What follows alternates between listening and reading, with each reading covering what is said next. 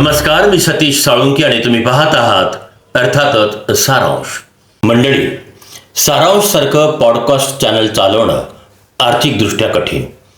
सारांशच्या संपादकीय मंडळाच्या सूचनेप्रमाणे आम्ही तुम्हाला सारांशच्या स्वतंत्र पत्रकारितेचा आवाज जिवंत ठेवण्यासाठी आर्थिक सहयोगाचं आवाहन करीत आहोत. त्यासाठी शेजारच्या QR कोडवर आपण 1 रुपयापासून ते आपल्या इच्छेप्रमाणे आर्थिक सहयोग करू शकता. अर्थात जर तुम्हाला योग्य वाटलं तर. मंडळी, अलीकडे 2 ठिकाणी प्रचंड गर्दी होताना दिसते. एक आहे सगळ्या धर्माची धार्मिक स्थळं आणि दुसरी जागा आहे सगळ्या प्रकारच्या दारूची दुकानं. लॉकडाऊनच्या वेळेस तर दारूच्या दुकानावर प्रचंड गर्दी झाली होती. इतकी गर्दी की पोलिसांना हस्तक्षेप करावा लागला अशा आशयाच्या बातम्या वाचण्यात आल्या होत्या. काय कोणी कशात धुंद व्हावं हा ज्याचा त्याच्या स्वातंत्र्याचा भाग आहे. मी आज बोलणार आहे ते एपिस्टन फाईल बद्दल. म्हणजे त्या वरच्या एपिस्टन फाईल बद्दल नाही, तर खालच्या महाराष्ट्रातल्या मराठी माणसाच्या, अर्थात एपिस्टन फाईलची मराठी आवृत्ती ज्याला म्हणल्या जात आहे त्या कॅप्टन भोंदू बाबाबद्दल.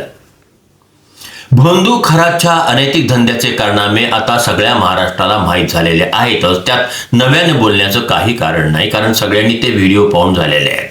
भोंदूगिरी करणाऱ्या बाबांना अत्यंत कडक शिक्षा व्हायला पाहिजे, यात काही वादच नाहीये. पण आज मी बोलणार आहे ते या विषयाच्या दुसऱ्या बाजूवर. मंडळी, मला उपहासानं एक प्रश्न विचारावासा वाटतो. अर्थात तो उपहासाने प्रश्न आहे की या भोंदू खरात बाबाचं काय चुकलं. मंडळी, आपण शिकलो, आपण सगळे शिकलो, पण झालो केवळ अक्षर साक्षर. शिक्षणातून आलेल्या बुद्धीने जगण्याऐवजी ती ठेवली आम्ही गहाण. शिक्षणाने ज्ञान शोधण्याच्या ऐवजी आम्ही शोधल्या सुसंस्कृत अंधश्रद्धेच्या वाटा. विज्ञान शिकलो, पण वैज्ञानिक दृष्टी मात्र गमावून बसलो. त्यामुळे जगण्यातला आत्मविश्वासही गमावला. तो परत मिळवण्यासाठी बाबा मंडळीच्या ठोक आणि किरकोळ दुकानावर रांगा लागू लागल्या. समाजात सगळी माणसं वाईट नसतात, तसंच राजकारणातही सगळे नेते आणि पुढारी वाईट नसतात. आणि मी म्हणतो शेवटी ही सगळी माणसंच असतात. म्हणून माणसं वाईट किंवा चांगली असतात असंच व्यापकपणे म्हणायला पाहिजे. खरात नावाच्या भोंदू बाबाजवळ त्याचं सावध हेरणं व समाजाला वश करून उद्देशापर्यंत जाण्याची त्याची जी अद्भुत कला पाहून अनेक पुढाऱ्यांना त्याचा हेवाच वाटत असावा असं गमतीनं लोक म्हणतात. आता पाहूया खरात बाबाच्या अंधश्रद्धेच्या पाशात कोण अडकलं ते. मंडळी, प्रसार माध्यमातून प्राप्त होणाऱ्या माहितीप्रमाणे यात सुसंपन्न, समृद्ध, शिक्षित आणि काही उच्च शिक्षित महिलांचा समावेश होता. विशेष म्हणजे यात आर्थिक दृष्टीने गरीब, कष्टकरी, श्रमकरी महिलांचा समावेश अद्याप तरी दिसून आलेला नाही असं वर्तमानपत्रांच्या बातम्यावरून वाटतं. मला पडलेला प्रश्न खरं तर तो तुम्हालाही पडायला पाहिजे.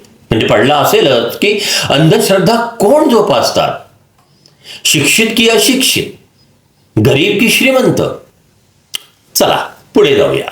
खरात भोंदू बाबाकडे येणाऱ्या माता भगिनी 2-3 कारणाने येत होत्या असं दिसतंय. एक, लग्न होत नाही म्हणून, आणि दुसरं मूल होत नाही म्हणून, किंवा तिसरं म्हणजे घरगुती काही तंटी असतील म्हणून. यांना भोंदू खरात बाबा मंतरलेलं पाणी देत होता. या भोंदू खरातच्या पाण्याने किती माता भगिनींना मुलं झाली आणि किती जणींची लग्न जमली याचं संशोधन समाजशास्त्राच्या विद्यार्थ्यांनी करावं. खरं तर अशा समकालीन विषयावर PhD करायला चांगली संधी या विद्यार्थ्यांना आयती मिळालेली आहे. मंडळी, जेव्हा जगण्यातला आत्मविश्वास आम्ही हरवून बसतो तेव्हा अंधश्रद्धेचा राक्षस मनामध्ये थैमान घालायला सुरुवात करत असतो. अंधश्रद्धा म्हणजे विवेकशील विचारांना लावलेलं एक भलं मोठं कुलूप आहे. माणूस म्हणून आपल्या अविकसितपणाचं ते लक्षण आहे. मंडळी, अंधश्रद्धेने, लिंबू मिरच्याने मनोकामना पूर्ण झाल्या असत्या तर खरात भोंदू बाबा आज जेलमध्ये नव्हे तर इराण बरोबरचं युद्ध जिंकण्यासाठी अमेरिकेच्या व्हाईट हाऊसमध्ये ट्रम्पच्या सल्लागार मंडळामध्ये बसला असता. मंडळी, सगळ्यात वाईट वाटणारी गोष्ट म्हणजे समाजातील बुद्धिवंतांची, संविधानिक पदावर अति उच्च स्थानी असणाऱ्या राजकीय नेत्यांचीच कृती ज्या देशात धार्मिकतेच्या नावाखाली अंधश्रद्धेला खतपाणी घालणारी ठरते, त्या देशातला सामान्य माणूसही तेच करण्यामध्ये धन्यता मानत असतो. जसा श्रद्धा आणि अंधश्रद्धेमध्ये फरक आहे तसा धर्म आणि धर्मांधतेमध्येही फरक आहे. धर्म पाळावा पण धर्मांधता नाही. श्रद्धा असावी पण अंधश्रद्धा नाही. शिक्षणातून सुसंस्कृत विचार जोपर्यंत आचरणात येणार नाही, या आचरणातून विवेक येणार नाही, आलेल्या विवेकातून वैज्ञानिक दृष्टी अवतरणार नाही, वैज्ञानिक दृष्टीने भोवताली घडणाऱ्या घटनांचे कार्यकारण भाव शोधल्या जाणार नाही, या कार्यकारण भावातून निघणाऱ्या निष्कर्षासाठी ठामपणे लढण्याची वृत्ती आपल्यात जोपर्यंत येणार नाही तोपर्यंत भोंदू खरात याची वरात निघणार नाही. समाजाने विचारांची फारकत घेतली तर असे भोंदू खरात यांची पिलावळ गावोगावी पैदा होणार आहे. ती होतच आहे.